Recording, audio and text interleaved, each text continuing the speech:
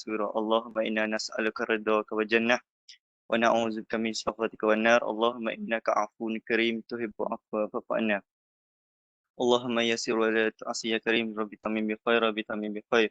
Rabbi tamim bi khair. Allahumma la sahlan illa ma ja'altahu sahlan wa anta taj'alul huzna idza syi'ta sahlan. Rabbana zalamna anfusana wa illam taghfir lana wa tarhamna lanakunanna minal khasirin. Rabbana atina fid dunya hasanah wa fil akhirati hasanah wa qina azabal mahsyar wa qina azaban nar. Sallallahu ala sayyidina Muhammad wa ala alihi washabihi wasallam.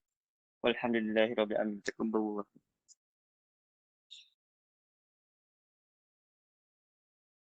Amin, amin. Amin ya Rabbal Alamin. Terima kasih banyak Fizan. Terima kasih. Sedap Fizan baca doa ya. Adam doktor. Oh, Adam tadi. Adam ke? Minta maaf lah saya siapa? Adam ke dok? Oh, Adam. Masya Allah. Adam. Terima kasih banyak Adam. Adam.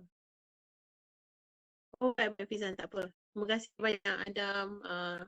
Fizan semualah semua apa sebab aminkan sama. Ya, saya share balik ya. Screen saya untuk share slide tadi. Kenapa tak saya tutup? Okay. Oh, dia keluar balik. Okay. Tu apa? Hari tu apa masa sebelum raya kita buat sekejap kan apa macam game lah. Saya panggil game tapi sebenarnya itu apa soalan nak minta baca nota, go through nota. Kalau saya tak buat macam tu mungkin tak mungkin tak boleh nak faham nota tu dengan lebih terperinci. Jadi selalunya saya tak share markah pelajar tapi saya anggap yang ini kita fun, suka-suka dan kita pun buat dalam kumpulan. Jadi ada apa skema pemarkahan pun ada. Jadi koklah kalau ada apa nak argue pun boleh argue. Maksudnya masih boleh lah, masih boleh nak kalau skema pemarkahan tu kata macam macam boleh terima je kenapa saya dapat macam ni sebab dia ada markah kan. Markah tu pula saya punya TA yang tolong semak lah, saya ambil random lah 1-2 dan Alhamdulillah Najmi ikut tak salah saya komen lepas saya share markah tu kata ada ralat sebab beliau guna tak tahu macam mana beliau buat TA saya dia patutnya dia sum semua tapi ada kotak yang tak sum tapi setakat ni top 5 tu still lagi Aida, Wani, Najmi, Nadia dengan Nada 5 orang. So tapi ada ralat. Itu yang ada kaitan lah dengan kita punya kelas. Ralat pengukuran. Maksudnya sebenarnya 43 tapi saya tulis 37. Okey, jadi ralat dia besar lah tu. Negatif apa? Negatif 5 kan? Negatif 5 maksudnya true score dia, true score kumpulan Najmi, Nadia dengan Nada 43, saya samalah Aida dengan Wani pun dan semua pun markah jadi rendah kan. Jadi saya terendahkan disebabkan ralat dalam pemarkahan. Okey, itu masa penggradean penskoran macam tadi yang apa Aida duk cerita panjang lebar tu kan. Sebabnya Aida dengan Wani sepatutnya dia ajar dia hanya masuk pentadbiran ujian. Pentadbiran tu maksudnya masa berlakunya ujian. Itu macam sebelum masa nak register, selalu kan kalau muat kita ada register, kita masa bila nak register, apa dia punya prosedur manual peperiksaan dia. Cuma tadi Bihah terus lajak Aida dengan Wani lajak ke pemarkahan sampai ke rubrik, ada rubrik analitik, rubrik holistik, okey, dan sampai ke stand 9 tu ulang balik lah statistik tu. Okey, macam mana kita nak tentukan markah. Ada yang markat tadi kan, Aina ada tanya kan, Aina ke Arni? Arni ada tanya dalam grup. Jadi markat tu markah lah. Apa bahasa lembaga peperiksaan kadang-kadang markat. Ada buku tak cakap markat. Tapi bila saya tengok tadi di BP pun maksudnya benda yang sama. Markah, skor, pemarkahan. Okay. Dulu kan zaman dulu kan kita guna ta marbutah. Kalau yang belajar bahasa Arab tu dia tahulah kan. So dia rumikan bahasa Jawi ke mungkin lah, saya pun tak faham. Tapi markat bila tengok tadi dekat di BP tak ada, bila kita masuk detail masuk thesaurus ada. Jadi sedikit sebanyak kita belajar online punya bahasa kan. Okay. TOS alhamdulillah saya dah terima. Tapi saya belum buka lagi. Sebelum tengok satu lagi. Terima kasih banyak. Okay. Hari ni lah kita baru nak go through sikit. Okay, setakat masa yang ada ni kita ada dalam 20 minit. Okay, jadi ada yang kita akan rush, ada yang tapi sepatutnya bab ni kalau baca sendiri dan guna basically self study guna game, so you think you can do assessment, dan juga skema pemekahan tu, jadi go back and forth, insyaAllah boleh faham lah. Okay, ideanya hanya cakap pasal items, tapi kita dah kata instrumen ialah alat pengukuran. Dalam alat tu ada item-item. Sebabnya kalau kita nak tengok, nak ukur mental measurement, nak ukur, kita kata mental measurement ni benda yang kita tak boleh nampak kan. Nak ukur sesuatu perkara, kita bagi soalan. Kita bagi soalan dalam bentuk item, dalam bentuk tugasan, dalam bentuk survey. Okay, jadi item lah yang sebagai kita kata batu bata untuk mengukur pengukuran, instrumen pengukuran. Ini ada biasalah macam biasa ada part 1, part 2. Okay. Untuk yang ni apa? Kalau boleh buat so you think you can do assessment means you have these slides. Okay. And yang masa yang assessment tu pun hanya buat part 1 je. Okay. And ada sedikit saya guna apa? Daripada tambahan, source tambahan daripada saya punya aktiviti sendiri. Saya punya ada portfolio kan. Portfolio tu masa saya belajar dekat North Carolina, saya buat PhD, itu pasal data presentation. Macam mana nak present data saja satu semester kursus tu. Okay, belajar kat US and how to do all those lah. Itu namanya portfolio. Buat step by step. Okay, it's not the best in the world, but I think arahan dia jelas, okay, pemarkahan dia jelas. Okay, jadi dia nak apa bila tengok soalan yang diberi oleh oleh saya punya profesor pun memang jelas lah, clear. So kita pun tahu itu ialah salah satu portfolio. Kalau kita tak boleh tengok, kita takkan nak tanya, adakah anda boleh buat pivot table ataupun adakah anda boleh tulis buat frekuensi distribution. Jadi cara nak tunjuk ialah tunjuk step by step lah, tugasan dalam bentuk tugasan. Okay, tapi bila kita cakap pasal item selalunya yang bertulis, kita ada stem, stimulus, ada rangsang, stimulus tu rangsangan ataupun rajah yang selain daripada pokok soalan, yang tu kita guna untuk soalan-soalan standardized. Sekarang pun UPSR pun dah tak ada, dah masuk tak lama lagi. PT3 pun macam yang banyak lah, SPM pun dah banyak tak ada soalan objektif dah. Tapi subjek-subjek lagi masih ada. Sebabnya soalan subjek objektif ni kalau betul-betul kita design, kalau betul-betul penulis item, kita panggil item writer kan, penulis item ataupun penggubah soalan tu betul-betul duduk buat, kita boleh buat soalan kebat. Lepas tu hari tu ada salah Haikal tanya, soalan objektif memang tak ada aras tinggi, aras sintesis, aras mencipta kan, ada C6. Kalau kita ikutkan belum taksonomi yang baru, C6 tu ialah mencipta ataupun create. Ataupun dulu kalau nama-nama dia sintesis lah. Sebab create ni jaranglah kita, memang tak boleh buat lah dengan soalan objektif. Itu sajalah dia punya kelemahan. Sebab apa, kalau kita tengok, okay, ini measurement, ini item semua, kita nak tengok lah, kita guna yang tadi, kita guna item untuk kita tahu respons dan kita dapatlah tengok bila respon tu kita kira markah penuh, kita ukur, kita bagi nombor dan kita dapat location. Okay, yang ini item type ni. Ada banyak jenis. Okay, objektif memanglah sebabnya lebih kepada pemeriksa tu lebih bersifat objektif. Dia ada skema pemakaran A, B, C, D. Dia tak perlu banyak subjektiviti macam soalan essay. Okay, objektif bila dia tengok, dia tahu jawapan, hanya serta-serta jawapan saja yang boleh dia terima. Kalau ada 5 jawapan dalam dunia, 5-5 tu yang boleh diterima. Lebih lain daripada tu salah. Okay, benda yang berbentuk fakta dan sebagainya. Fill in the blank, select response. Okay, benda tu bila kita objektif, sebenarnya pelajar tak construct lah. Pelajar pun tak tulis banyak, kita tak membina portfolio ke, kita tak buat tugasan ke, kan? Kita tak kata free response, construct response ataupun supply type. Maksudnya pelajar yang supply jawapan yang lebih. Okay, jadi short answer berbentuk subjektif jugalah. Terpulang lah, kena tengok juga short answer macam mana. Kalau short answer tu memang jawapan dia spesifik, itu dah jadi objektif, dah tak jadi subjektif. Sebab tu fill in the blank, fill in the blank, isi tempat kosong, selalunya ada jawapan yang memang tetap, itu kita panggil soalan objektif. Okay, sebab dulu kita ada satu misconception, soalan objektif ni mesti yang ABCD, aneka pilihan, multiple choice. Soalan subjektif, isi tempat kosong, pelajar kena tulis sendiri, tak ada jawapan disediakan. Itu misconception. Kadang-kadang tak ada jawapan yang disediakan tapi jawapan tersebut memang bersifat spesifik. Ya, dan pemeriksa perlu objektif. Bila memberi markah atau membuat skor, yes, itu ialah objektif. Soalan bentuk objektif ataupun item objektif. Okay. Kemudian kita ada performance based, yang tu yang guna portfolio tu kan. Essay, experiments, tugasan lah. Segala jenis projek portfolio, interviews dengan observation. Buat temu bual orang pun itu boleh digunakan sebagai tugasan pelajar. Kita boleh tengok cara dia interview, cara dia faham apa yang dia nak interview, dia dapat fakta.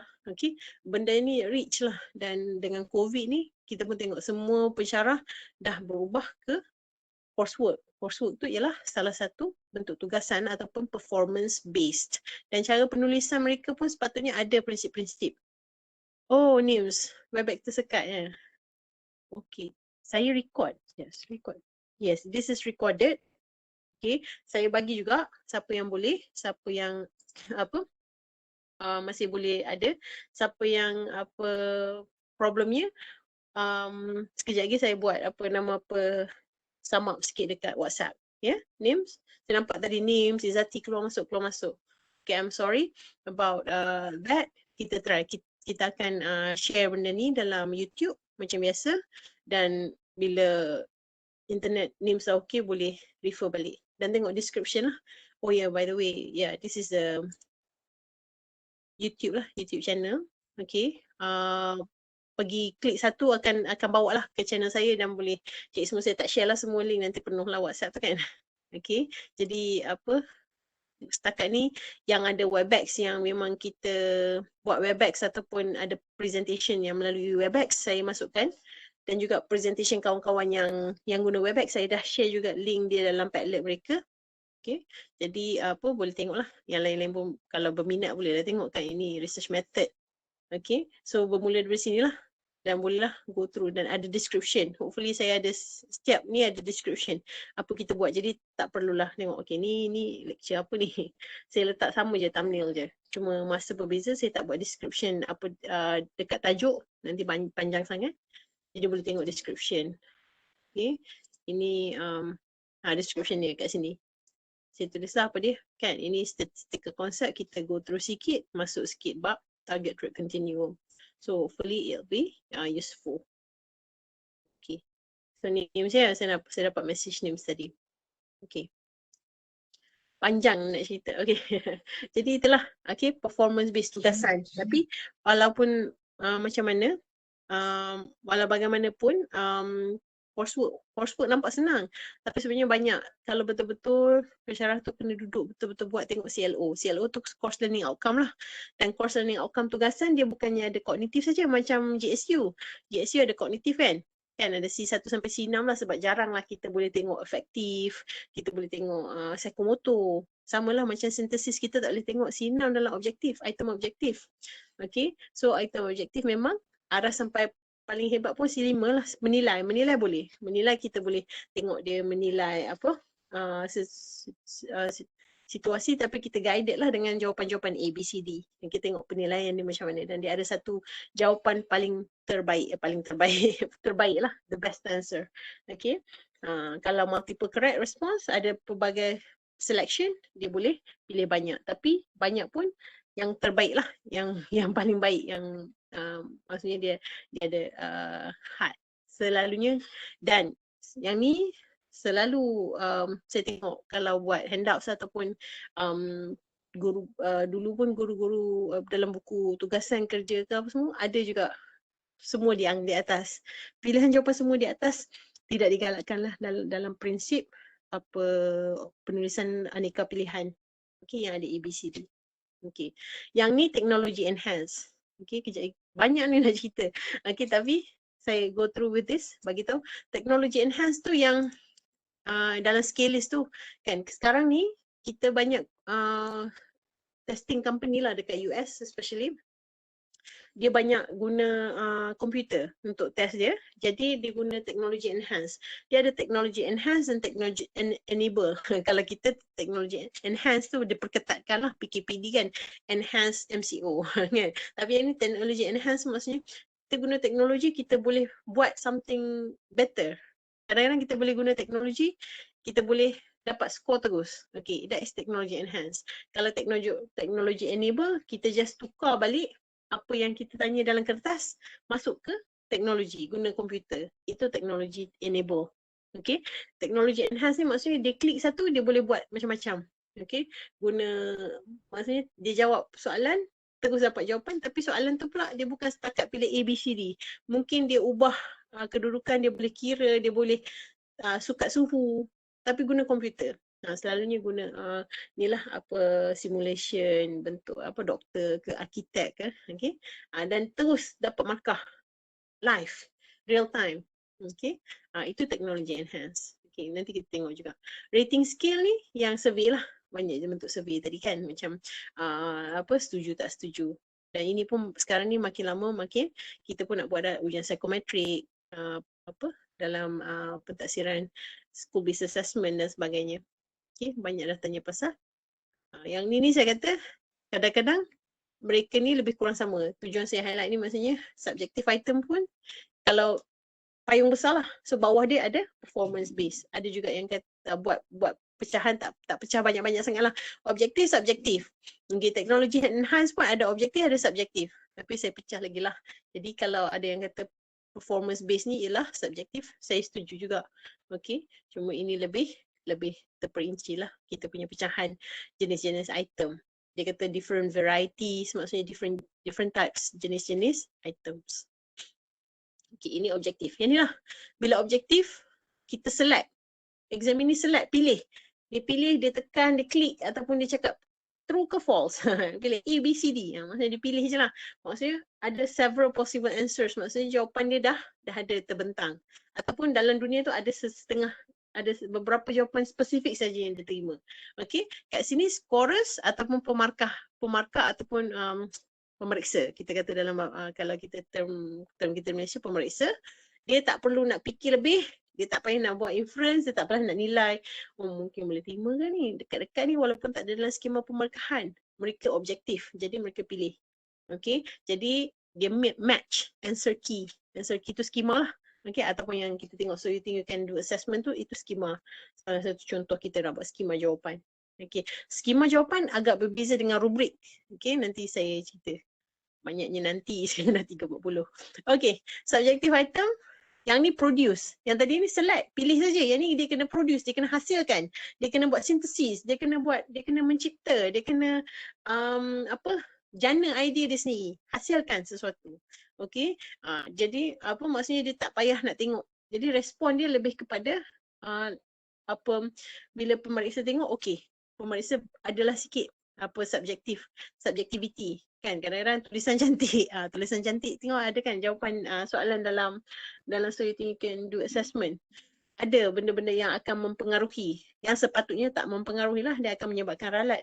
Tulisan cantik, personality, especially kalau kita kena students kita suka dia, saya suka Adam, saya suka Fizan, saya suka Nadia, saya suka Atifah contoh. Jadi saya kata okay, budak-budak ni memang selalu cakap, memang dalam WhatsApp selalu respon kan.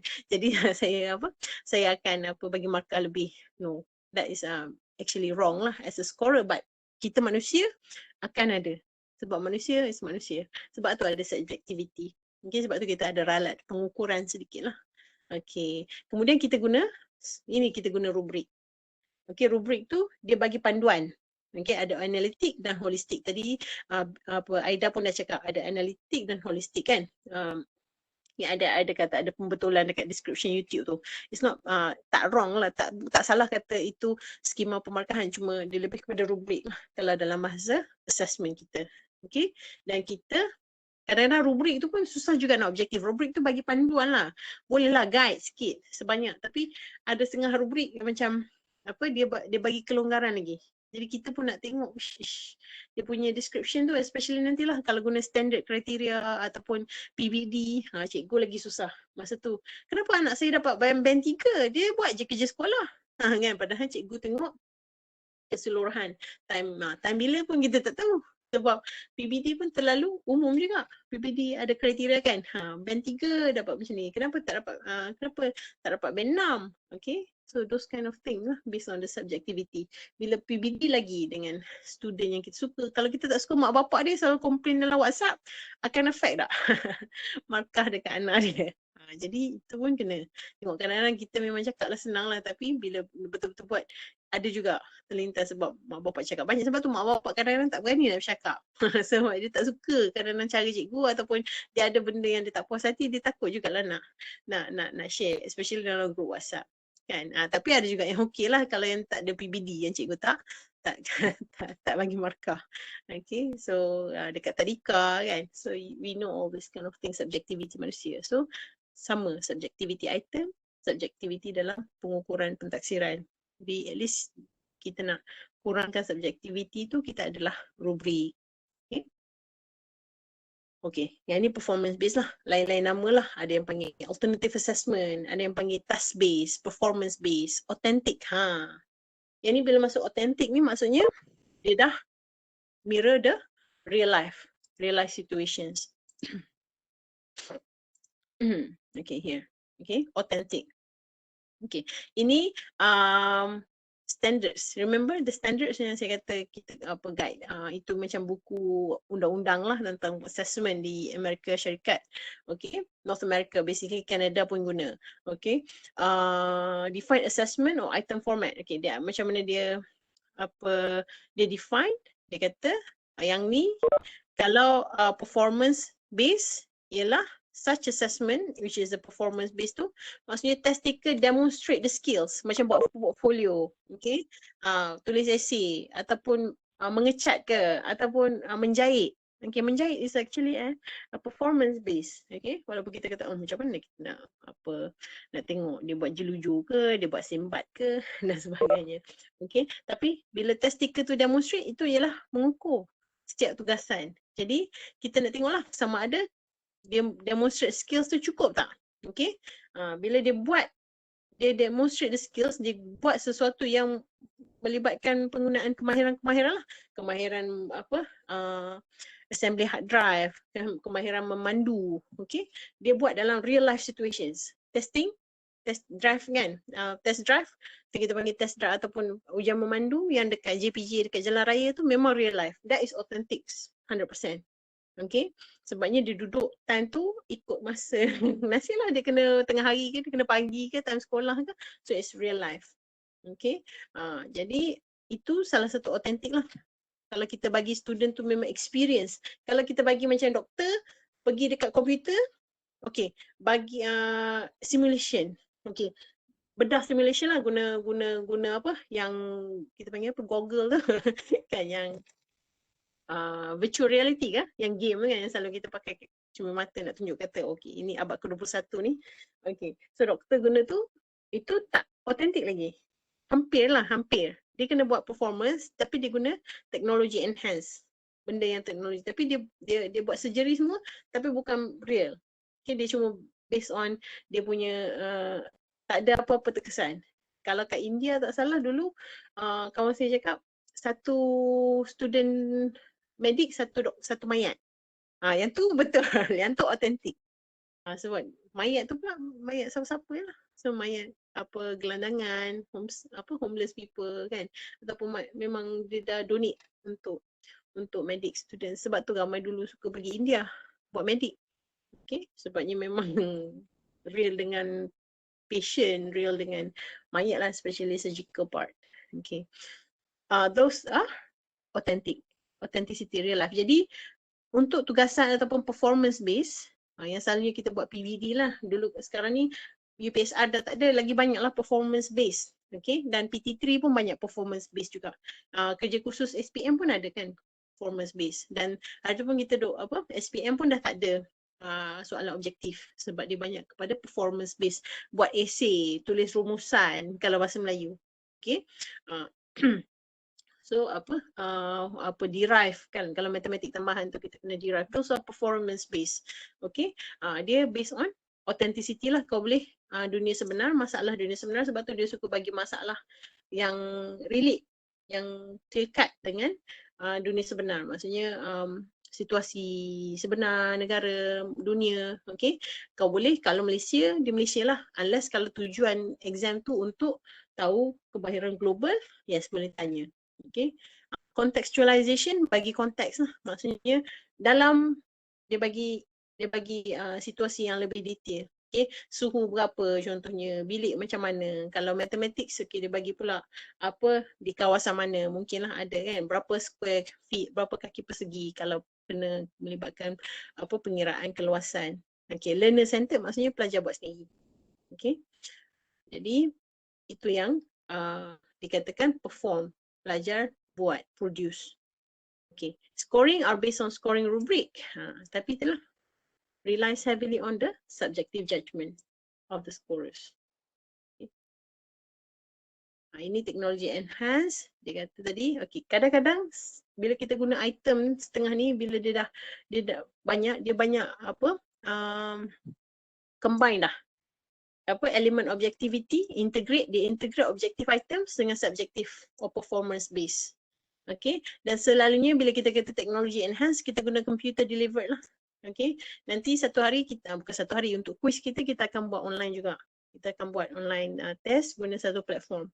I'm gonna let you test lah. Lepas ni mungkin hari Ahad ke insyaAllah saya bagi platform untuk test. Kita test sebabnya bila kita bagi ujian komputer yang student jarang guna, kita kena bagi test dulu. Macam tutorial dulu, macam nak guna. Sebab lain platform, lain lah cara. Dulu ada saya buat soalan test, komputer test kan, nak pergi sambung PhD. Dia tak guna Word document Microsoft Word. Dia guna Word document dia sendiri. Jadi kat dalam kat situ ada cut and paste dia lain sikit lah. Cut and paste, nak selang guna apa key macam mana. Jadi kena ada tutorial dulu. So saya akan bagi juga. Okay, computer based. Dan kita akan test internet macam mana. Ini testing saja. Akan ada saya bagi. Okay. Jadi TE items ni computer delivered, technology enhanced. Okay.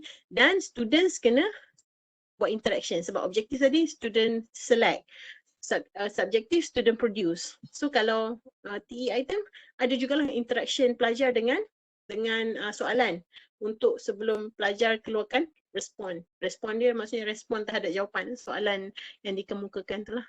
Okay. It's all about how student respond to the item. Item ke tugasan ke. Semua kita sebagai manusia, sebab kita tengok kalau kita yang jawab, boleh tak kita jawab? Itu ada elemen empathy lah dalam pengukuran. Okay, yang ni interaction kan, kita kata tadi ada interaction. Okay, yang ni interaksi dia, apa format dia? Okay, untuk dalam apa, bila kita kata teknologi enhance item ni. Okay, maksudnya dia kena apa, exam ini jawab 2 selected response items. Okay, dan dia kata ada 2, satu soalan objektif kan, soalan 1A, 1B. Okay, dia kata to answer the second selected response item, examiners show evidence from reading text that supports the answer. Maksudnya yang ni bila dia kata kat sini, format dia panggil evidence based. Dia lebih kurang macam MCQ juga, tapi dia ada 1A, 1B. Okay, jawab 1A betul, kenapa? Bagi tahu apa justifikasikan 1B. 1B pun MCQ juga. Okay, sebab tu kita panggil evidence based. Kalau jawab 1A salah, jawab 1B betul, ada elemen guessing, dia teka. Jadi komputer kata, okay budak ni teka. Okay, bagi dua-dua salah. Kosong markah walaupun ni betul. Dia adalah juga cara nak dari segi scoring. Okay, ini format baru, nanti scoring pula. Okay, jadi ini ialah cara kita tulis lah. Tulis evidence based. Maksudnya soalan objektif kita boleh perbagaikan. Okay, macam-macam lah nama dia bagi kan. Drag drop. Biasalah drag drop tu basically objektif, soalan MCQ juga. Kalau kita betul-betul, kita boleh tukar dia jadi soalan MCQ. Okay, jadi kita boleh drag drop lah, kita pilih. Okay, padankan A dengan B. Lebih senang lah, lebih jimat kertas. Kalau kita buat dengan soalan apa, dengan paper base, kalau guna ini lebih kata efektif, efisien cara penyampaian soalan. Okay, jadi pelajar pun tak confuse. Kalau nak buat drag drop, satu soalan drag drop, kita boleh pecah jadi 10 contoh soalan MCQ. Okay, tapi akan redundant lah. Okay, dan it defeat the purpose. Maksudnya dia tak sampailah apa tujuan. Sebab apa-apa tujuan pengukuran, apa tujuan kita nak buat assessment. Saya akan go through ni last. Sebab yang ni item constraint semua ni dah buat dah dalam so you think you can do assessment. Okay. Tapi tengok interaction lah, pelbagai drag and drop. Bila exam ini tu kena drag dan drop, nama item tu drag and drop. Ataupun ada setengah item dia panggil select and order. Okay, select multiple answer options kan. Kalau kita kata satu, A jawapan dia satu, B 1 dan 2. Contoh, itu ialah multiple response lah tu. Cuma dalam bentuk aneka pilihan. Sekarang ni dia boleh tik tik tik tik. Samalah juga kalau kita transform dia. Okay, so ikut ke kesesuaian. Kadang-kadang lebih mudah nak marking kalau ada 1 dan 2 ni. Kadang-kadang yang ni pun kalau komputer lebih mudah nak mark jawapan betul. Okay, sebab tu cikgu lebih suka sini lah. Kalau kita buat paper pencil, cikgu lebih suka format macam ni. Okay, multiple answer tadi pun saya dah tanya kan dalam tu. Dan ada yang panggil complex select response. Sebabnya select response tu multiple choice lah. Pilih respon yang betul. Jadi yang ni multiple correct responses. Okay, beberapa pilihan jawapan yang betul dan boleh pilih. Yang ni sequence. Kalau nak tanya sejarah, siapa minat sejarah? Fiza minat sejarah. Tak salah tadi Jeha minat sejarah. Saya ulang balik, saya ingat lupa kan. Okay, ramai yang minat sejarah tadi. So selalunya guna reordering. Item nak reorder history punya kronologi. Siapa datang dulu, yang British ke, Portugis ke, contoh create a tree pun boleh kan. Selalunya yang ni kita nak tanya history pula. Kita nak tanya kita punya betul lah history lah, salah silah keluarga, okay, keluarga kembangan, keluarga basic, keluarga asas dan sebagainya. Ni semua yang ni text, equation and expression. Maksudnya dia masukkan teks terus komputer dapat. Okay, ni tak kisahlah dia tulisan dia huruf besar ke huruf kecil kan. Jadi dia masukkan teks. Dulu ada case dia tipu. Kita panggil apa? What's the test? Maksudnya dia type essay. Dia type dia koma. Padahal dulu komputer dia kata kalau student tu buat koma, maksudnya kan tulis karangan. Tulis karangan. Tulis karangan kan, macam tulis karangan kita buat ayat-ayat kan, ada ayat majmuk, ayat gabungan semua-semua. So examiner ni tahu dia nak tipu, dia just tulis saja kemudian dia koma. Dia letaklah apa-apa pun dia koma. Masa tu baru-baru permulaan, macam teknologi bermula, dia detect kalau ada banyak koma, examiner tu tulis banyak ayat complex sentences. Jadi markah banyak. Padahal dia tulis merapu je pun. Okay, so those kind of things lah yang makin lama makin advance. Okay, with the technology. Okay, yang ni masuk grafik, ada hotspot, boleh klik dekat. Okay, pilih, dia lebih kurang juga. Kalau dalam guna teknologi enhance, kita boleh pilih klik ayat yang mana menunjukkan, tak payah buat ABC dah. Okay, hot text, hotspot semua yang sama. Matching, boleh match. Graphing nanti ada dalam platform yang saya nak bagi online quiz nanti pun adalah elemen-elemen macam tu. Dan kita akan try lah all this kind of formats. Graphing je mungkin tak ada sebab yang tu lagi mahal lah, lagi advance sesuatu form interaction, lagi mahal lah platformnya. Okay. Okay.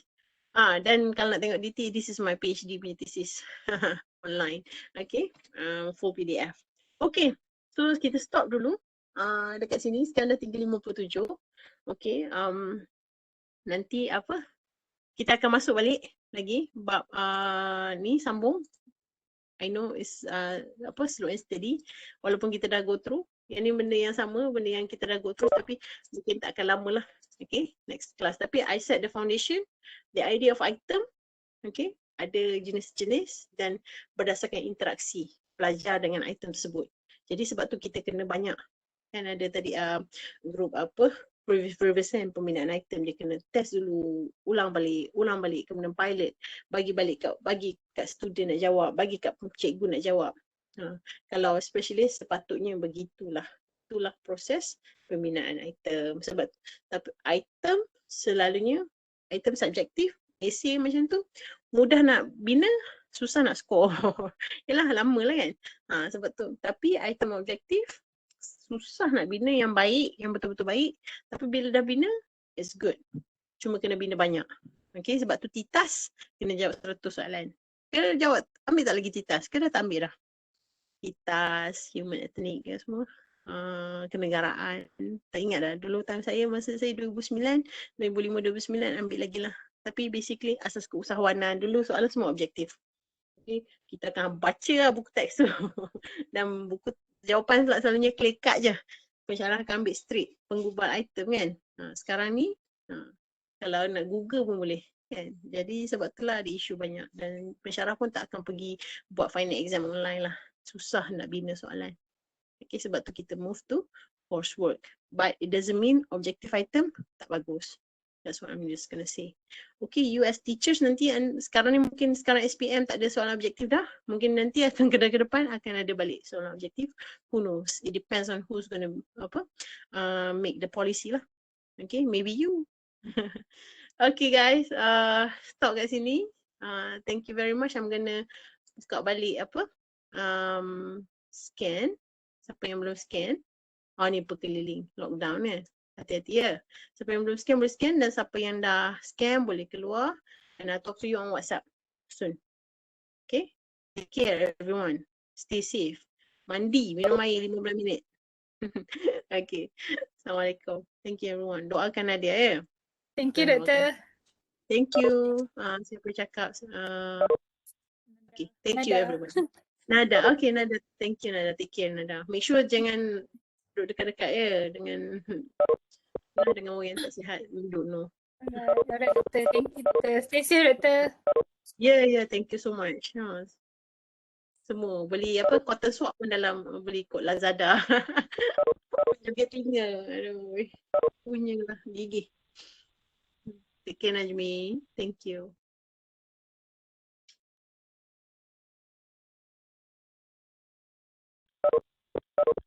Nada ada lagi tak?